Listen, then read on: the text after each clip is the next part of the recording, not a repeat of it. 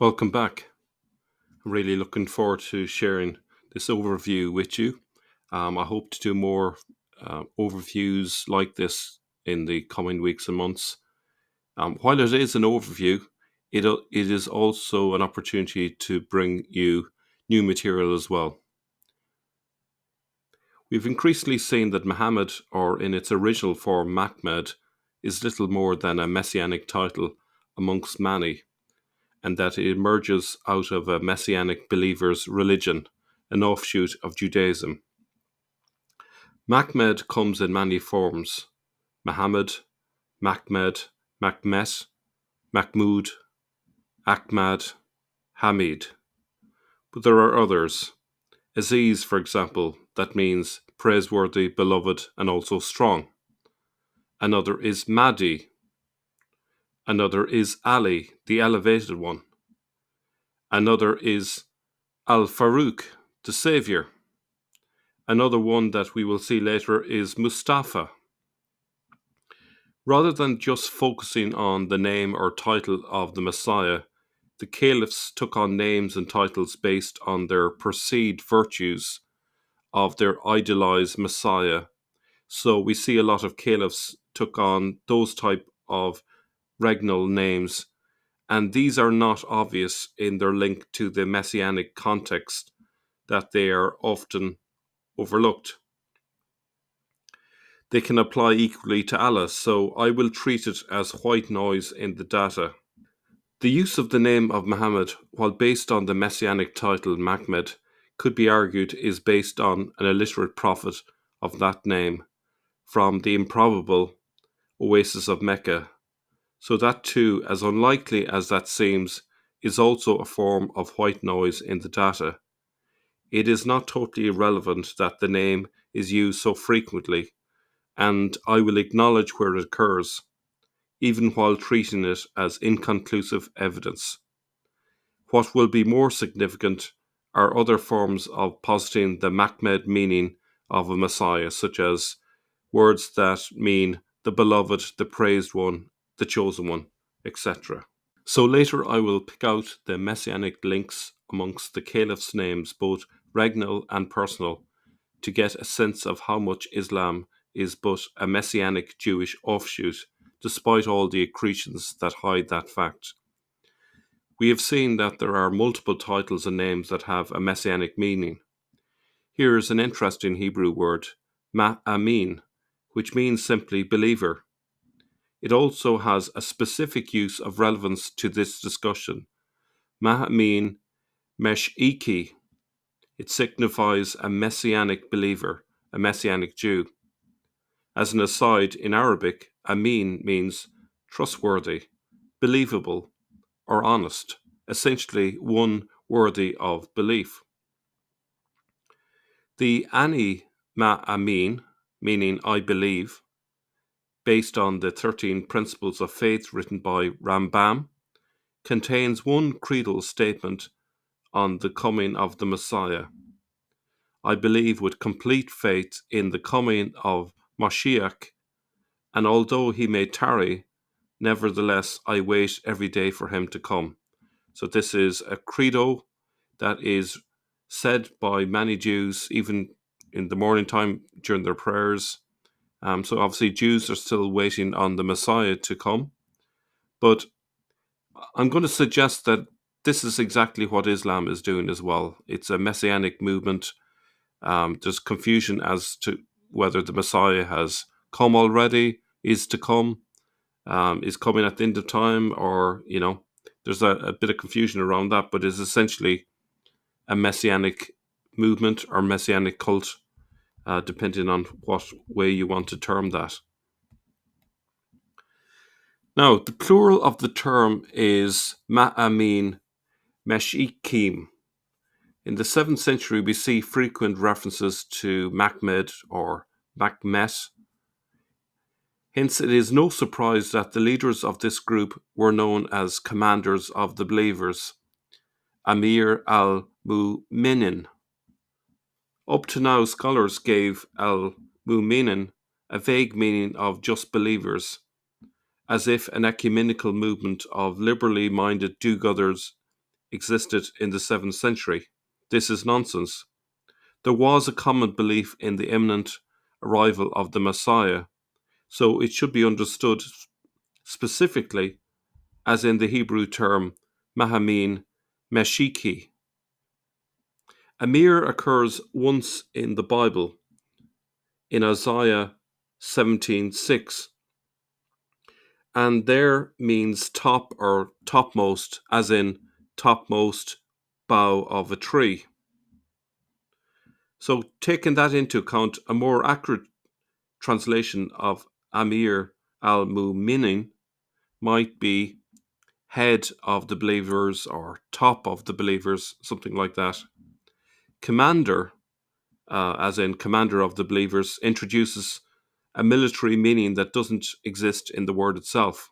Even Shoemaker, in his book Death of the Prophet, offers a lot of primary source evidence of messianic hopes in the 7th century, including the secrets of Rabbi Shimon ben Yohei, an apocalypse written sometime around the middle of the 8th century. When he cries aloud with frustration, asking if the Jews had not yet suffered enough oppression at the hands of Edom, that is, Rome, the angel Metatron comes to him and reassures him that God will use the Ishmaelites to free the Jews from Byzantine oppression. Do not be afraid, mortal, for the Holy One, blessed be He, is bringing about the kingdom of Ishmael only for the purpose of delivering you from that wicked one, that is, Edom or Rome. In accordance with His will, He shall raise up over them a prophet, and he will conquer the land for them, and they shall come and restore it with grandeur. Great enmity will exist between them and the children of Esau. End quote. I should just say in passing, if you're confused why Edom and Rome is being treated as the same thing, it's got to do with the idea that there were Jewish leaders who became Caesars in Rome, and this was mentioned by A.J. Juice in the paper that we did a series on there just recently. This delivering Israel from the wicked one is the essence of the Messiah's task. The apocalypse echoes a line from the Talmud. I quote, "He said, and I will lay my vengeance upon Edom by the hand of my people Israel." So it's found in Talmud, Mas Gittin 56a. Again from Shoemaker, the revelation continues as Metatron responds to Rabbi Shimon's questions by equating Israel's liberation through this Ishmaelite prophet to the messianic deliverance foretold by Isaiah's vision of the two riders, Isaiah 21:6-7. This identification of Muhammad as the fulfillment of Jewish messianic hopes is remarkable, and it offers important corroboration of the Doctrina Jacobis report that the Saracen prophet was preaching the arrival of the anointed one who is to come, the Messiah. So there's a lot of evidence there, primary evidence, that really what was happening was a messianic cult, as it were. Shoemaker offers a lot more primary evidence of messianic expectations in the 7th century, but that should suffice for now. Let's look now at some of the caliphs' regnal names. Do any of their names have any hint of messianism? The first collection of caliphs, according to the Sin, are known as Rashidun, rightly guided. This is strongly messianic in nature. The Messiah is expected to be the guide. Related to this is the concept of the Mahdi. Literally, it means the guide, who is the Messiah who will come at the end of time to rid the world of evil. Abu Bakr's name means father of the young camel, according to one source I've seen.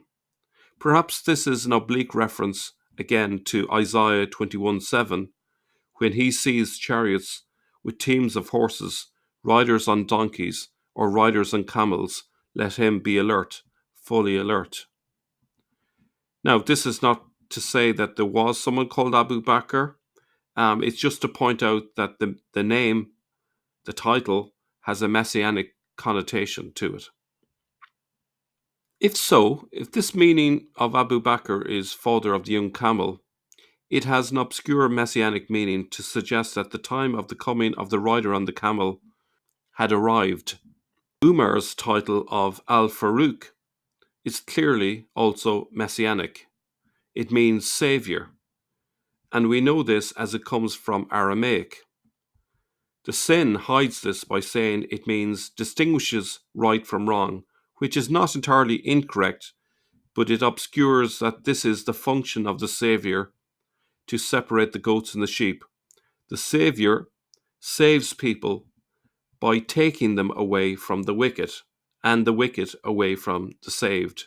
Al-Faruq is definitely a messianic title. Ali, another figure in the tradition, has also got messianic connotations. If we look at the meaning of Ali, it means high, elevated, or champion. It is identical in form and meaning to the Hebrew word Eli. We only have to think of Jesus' words on the cross, Eli, Eli, lama sabachthani. And of course, the people who were beside Jesus said, oh, he's calling on Eli, because of the messianic connection with Eli. So Eli goes back to the high priest Eli in the biblical books of Samuel. The Messiah is associated with the temple, and so this can also be taken as a messianic reference. Let's look at the Umayyad caliphs. The ones that stick out as messianic are Abd al-Malik, literally servant of the king. Is this messianic in nature? Two ideas of the Messiah were that he would be a suffering servant and a conquering king. His coins declare him as the commander of the believers, or head of the believers, as we found out earlier, Amir al-Mu'minin, so potentially head of the Messianic believers. Suleiman ibn Abd al-Malik, 715 to 717 AD, is another contender. Suleiman is the Arabized form of Solomon. It couldn't be any more messianic. Literally, Solomon was King David's son. The Messiah is a descendant of King David. We also see there Umar ibn Abdal Aziz, which would be son of the servant of the Messiah. So that's another messianic reference found in the caliphs' names. Next, we will look at the Abbasid caliphs. Al-Mansur, meaning the victorious, is found amongst lists of the Mahmed's names and appellations, so it can be considered messianic.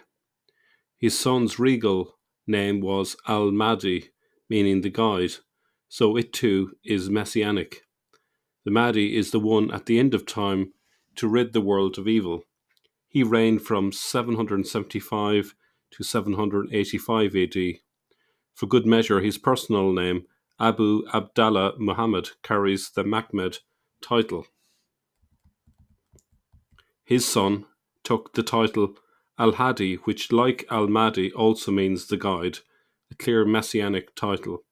His personal name is Abu Muhammad Musa and carries, the messianic title Mahmed. The following caliph, Al-Rashid's regnal name means the righteous and can mean guide to the right path, i.e. this is consistent with a messianic meaning.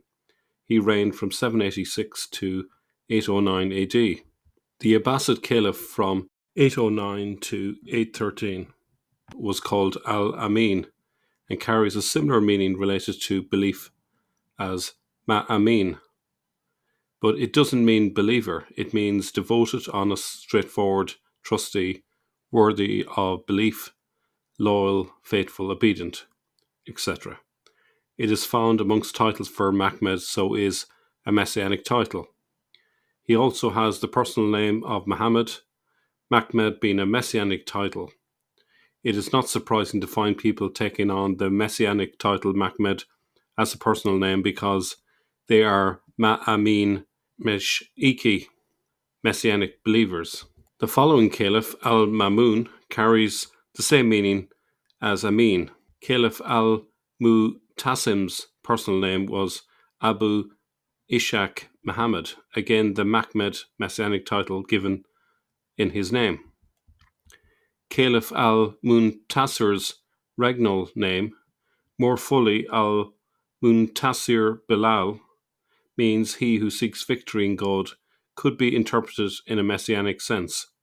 His personal name, Abu Ja'far Muhammad, also carries the Mahmed signifier. He reigned from 861 to 862. Caliph al-Musta'in doesn't have an obvious messianic meaning to his regnal name, but his personal name, Ahmad, is an alternative name for Mahmed, and his father's name is also Muhammad. He ruled from 862 to 866 when he was executed. After al-Musta'in, we see the presence of messianic belief in the variations in names for the Messiah in personal names for a series of caliphs. We have al-Mu'taz, 866 to 869 AD. His personal name was Abu Abdallah Muhammad.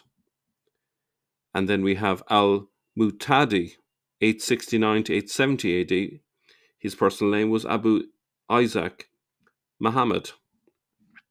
Al-Mu'tamid, 870 to 892.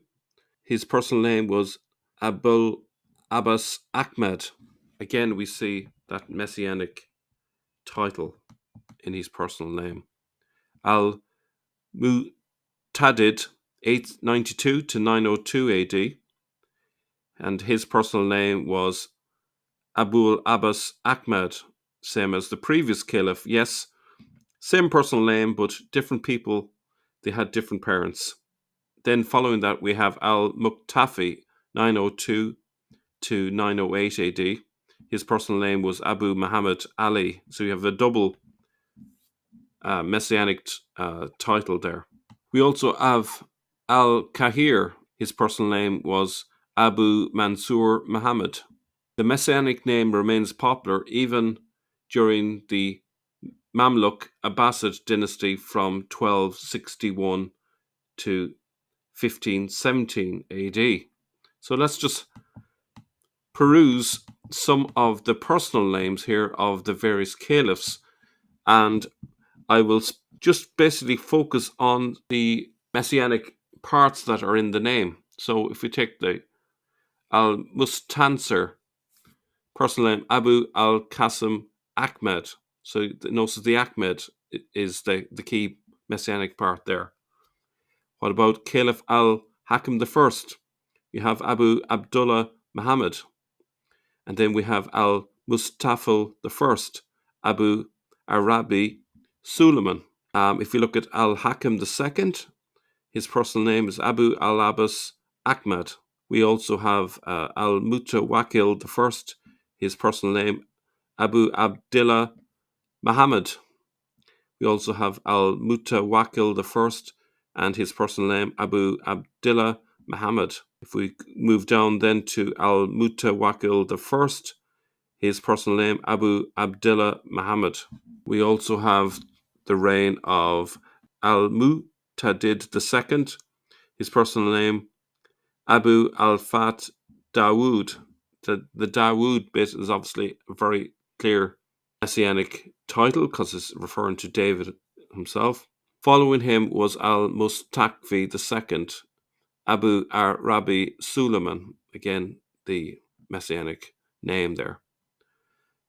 Later we have al-Mutawakil II, and the key part there, as you can see, is the Abdul Aziz. Aziz is a messianic title meaning something similar to beloved, praised one, strong, and so on. Al-Mutawakil III, his personal name was Muhammad, and I believe it's the same guy again. Al-Mutawakil III, personal name Muhammad. He might have been kicked off the throne and then came back again, as far as I can tell. Now, during the Ottoman period, the caliph names again showed a greater willingness to be openly Messianic. So if those names didn't seem obviously Messianic, I think in the Ottoman period it was an awful lot more obvious. So the first one would be there, Suleiman the First, from 1520 to 1566. Suleiman, same as Solomon, David's son, very Messianic. If we go down a little bit further, we have Machmed III, very Messianic again. Now, bear in mind that Mustafa is another Messianic title, and it means the chosen one. We see it showing up in Ottoman lists of caliphs. We have Ahmed I from 1603 to 1617. We have Mustafa I, the chosen one, 1617 to 1618. We have Mustafa I, 1622 to 1623. Now, it looks like that this is the same person, so bear in mind that sometimes they get removed and then they come back to rule another day. We also have Machmed IV, we have Suleiman II, Ahmed II, and Mustafa II. We also have Ahmed III, who ruled from 1703 to 1730. So we can see clearly that there's a very strong use of Messianic titles in these variation of names. We have Mahmud I, 1730 to 1754. We have Mustafa III from 1757 to 1774. We have Abdul Hamid I, Hamid being another Messianic title, similar to Muhammad and Mahmed and Mahmud, 1774 to 1789. Now, bear in mind that the full meaning of Majid in Arabic is glorious, praiseworthy, exalted. It has a very similar meaning to Mahmed, so bear that in mind, Majid.